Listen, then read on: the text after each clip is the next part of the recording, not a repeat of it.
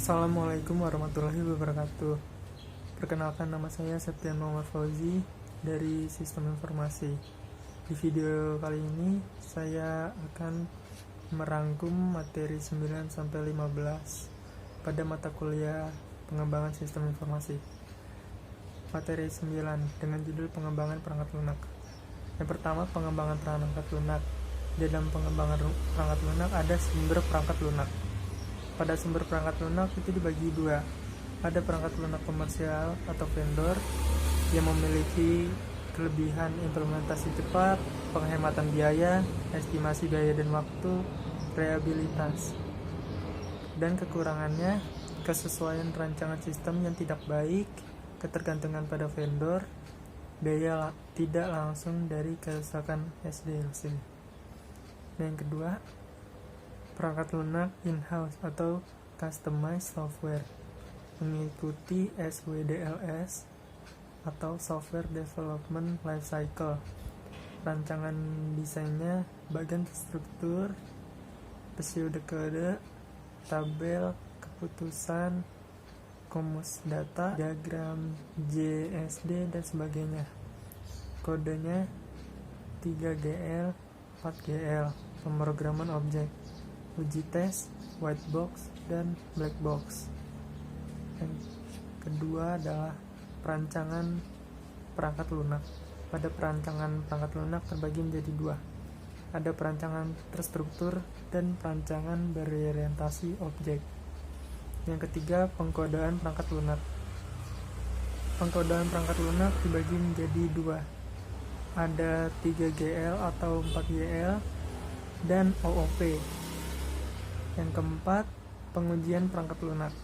Metode merancang test case, yaitu ada white box testing dan black box testing. Area uji, field, record, file, entry data, kendali, arus program. Kesalahannya adalah fatal atau crash logika, hang, dan yang kedua serius, output tidak benar. Lanjut ke materi 10 dengan judul SDLC. Persiapan tempat. 1. Persiapan tempat perencanaan fisik. Untuk merealisasikan sistem informasi yang akan dibutuhkan beberapa komputer yang akan digunakan sebagai server dan klien, serta alat pencetak output. Yang kedua, fasilitas. Untuk menunjang kenyamanan aktivitas pegawai, perusahaan harus menyediakan fasilitas minimal berupa listrik, telepon, ventilasi, AC, karpet, headset anti debu, meja dan rak untuk menyimpan file dan disk. Lalu pelatihan personel. Dalam pelatihan personel sangat dibutuhkan untuk meningkatkan keterampilan dan pengetahuan personel serta memudahkan penerimaan mereka terhadap sistem baru. Kelompok yang wajib diberi pelatihan ada 3, yaitu yang pertama, personil teknis adalah orang-orang yang akan mengoperasikan dan memelihara sistem. 2. Pekerja dan supervisor. Mereka akan berinteraksi dengan sistem untuk mengerjakan tugas-tugas dan membuat keputusan. Yang ketiga, manajer umum. Orang yang akan bertanggung jawab pada hasil yang telah dilakukan. Maka manajer umum termasuk kelompok yang wajib diberikan pelatihan. Lalu ada teknik dan alat bantu pelatihan. Yang pertama ada teleconferencing, yang kedua perangkat lunak, pelatihan interaktif, pelatihan dengan instruktur pelatihan magang. Yang ketiga manual prosedur, yang keempat buku teks. Dokumentasi adalah materi tertulis atau video yang menjabarkan cara beroperasinya sebuah sistem.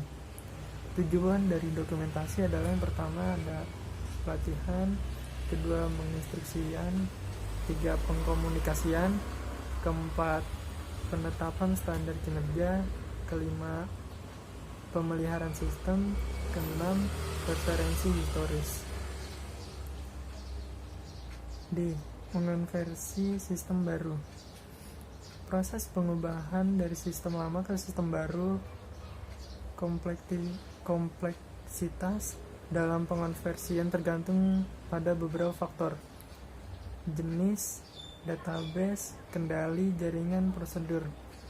Metodenya, yang pertama ada konversi langsung, kedua konversi paralel, ketiga konversi phase-in, yang keempat konversi pilot. Lanjut ke materi 11, pemeliharaan perangkat lunak. Jenis pemeliharaan, yang pertama ada pemeliharaan korektif, adaptif, penyempurnaan, dan preventif. Tahapan SNLC yaitu memahami permintaan pemeliharaan, mentransformasi permintaan pemeliharaan menjadi pengubahan, menspesifikasi perubahan, mengembangkan perubahan, menguji perubahan, dan lain-lain. Prosedur untuk meningkatkan maintainability. Yang pertama, menerapkan SDLC dan SWDLC. Yang kedua, mengspesifikasi definisi data standar. Yang ketiga, menggunakan bahasa pemrograman standar. Yang keempat, merancang modul-modul yang terstruktur dengan baik. Yang kelima, memperkerjakan modul yang dapat digunakan kembali. Yang keenam, mempersiapkan dokumentasi yang jelas, terbaru, dan komprehensif. Yang ketujuh, menginstal perangkat lunak, dokumentasi, dan soal-soal tes di dalam Central Repository System Case atau CMS. Lalu ada 5 case tool yang digunakan untuk pemeliharaan sistem. Yang pertama, rekayasa maju, mundur, ulang, restrukturisasi. Lalu yang kelima, sistem pakar. Lanjut ke materi 12 dengan judul perancangan sistem secara umum. A. Personil yang terlibat. Analisis sistem seharusnya melibatkan beberapa personil seperti spesialis pengendalian, personel menjamin kualitas, spesialis komunikasi data, yang keempat pemakai sistem. Lalu tahapan dari perancangan sistem. Yang pertama ada perancangan output. Perancangan output atau keluaran merupakan hal yang tidak dapat diabaikan, karena laporan atau keluaran yang dihasilkan harus memudahkan bagi setiap unsur manusia yang membutuhkan. Tipe output dapat dibedakan. Yang pertama, eksternal dan internal. Yang eksternal itu tujuan untuk informasi di luar organisasi, pemakaian, contoh faktur, cek, tanda terima pembayaran, dan lain-lain. Internal, tujuan untuk informasi di lingkungan organisasi pemakai, contoh laporan-laporan terperinci, laporan-laporan ringkasan, dan lain-lain. 2. Perancangan input. Tujuan dari perancangan input adalah yang pertama untuk mengefektifkan biaya pemasukan data, yang kedua untuk mencapai keakuratan yang tinggi, yang ketiga untuk menjamin pemasukan data dapat diterima dan dimengerti oleh pemakai. Proses input dapat melibatkan 2 atau 3 tahapan utama, yaitu data capture, data preparation, data entry. Yang 3, perancangan dialog. Tujuan dari perancangan dialog adalah untuk menjaga agar pemasukan data benar dan untuk menjawab pertanyaan yang sering diajukan oleh pemakai. Yang keempat, perancangan proses sistem. Tujuan dari perancangan proses sistem adalah untuk menjaga agar proses data lancar dan teratur sehingga menghasilkan informasi yang benar, dan untuk mengawasi proses dari sistem. Yang kelima, perancangan database. Penerapan database dalam sistem informasi disebut dengan database system. Yang keenam, perancangan kontrol. Tujuan agar keberadaan sistem setelah diimplementasikan dapat memiliki keandalan dalam mencegah kesalahan, kerusakan, serta kegagalan proses sistem. 7. Perancangan jaringan. Langkah yang pertama, membuat segmen bidang usaha. Lalu yang kedua, membuat sebuah model LAN. 3. Mengevaluasi LAN untuk menentukan apakah mereka cocok untuk tiap segmen di seluruh usaha. Yang keempat, interkoneksi segmen-segmen jaringan. 8. Perancangan sistem. 8. Perancangan komputer. Kelompok komputer yang pertama mainframe, mini komputer, mikrokomputer. Device-nya input, output, proses, dan penyimpanan. Lanjut ke materi 13. Perancangan sistem terinci. Perancangan output. Tujuan perancangan output adalah mengubah data menjadi informasi yang berkualitas dan dapat digunakan. Informasi yang berkualitas dan dapat digunakan meliputi hal-hal berikut ini. Yang pertama, accessibility, yang kedua timelines, ketiga relevance, yang keempat akurasi, yang kelima usability. Laporan untuk level manajemen yang berbeda. Yang pertama, laporan hierarki. Laporan yang dibuat untuk masing-masing level manajemen untuk menerima informasi sesuai dengan permintaan khusus, tanpa memberikan detail yang tidak relevan. Ada dua macam laporan hierarki. Yang pertama, filter report. Yang kedua, responsibility report. Ada 3 macam laporan yang membandingkan data, yaitu horizontal report, vertical report, counterbalance report.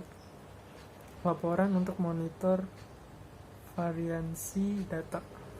Laporan ini dibedakan menjadi variance report, yaitu laporan yang dibuat untuk membandingkan standar dengan hasil aktual yang diperoleh.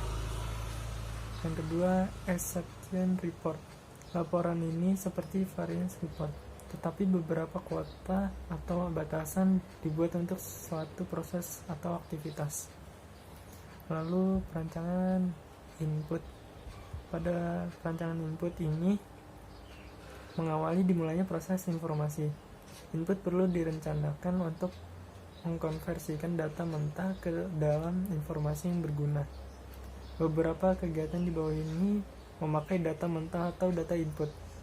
Yang pertama, insert into, delete from, update database. Kedua, menggabungkan dengan data lain dari database untuk menghasilkan output. Yang ketiga, memasukkan dan proses langsung menjadi output tanpa menggabungkan dengan data lain. Yang keempat, memulai aksi atau melaksanakan suatu tugas. Yang kelima, menggandakan dialog dengan sistem. Beberapa media dan metode yang digunakan untuk mendapatkan data dan input data. Yang pertama, paper form yang digabungkan dengan layar data entry. Yang kedua, electronic form. Yang ketiga, direct entry device. Yang keempat, code. Yang kelima, menus. Yang keenam, natural language. Lanjut ke materi 14, yaitu perbandingan model waterfall dan prototyping. Model waterfall adalah model pengembangan perangkat lunak yang paling sering digunakan.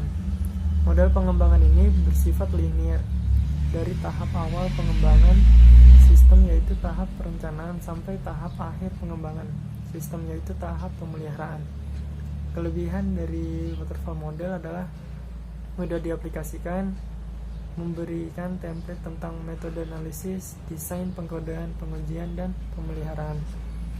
Cocok digunakan untuk produk software yang sudah jatuh kebutuhannya di awal, sehingga minim kesalahan. Kekurangan waterfall model yaitu waterfall model bersifat kaku, sehingga penanganan perubahan pada saat proses sedang berlangsung menjadi sangat sulit. Terjadi pembagian proyek menjadi tahap-tahap yang tidak fleksibel. Customer harus sabar untuk menanti produk selesai. Perubahan di tengah-tengah pengerjaan produk akan membuat bingung teamwork yang sedang membuat produk. Adanya waktu menganggur bagi pengembang.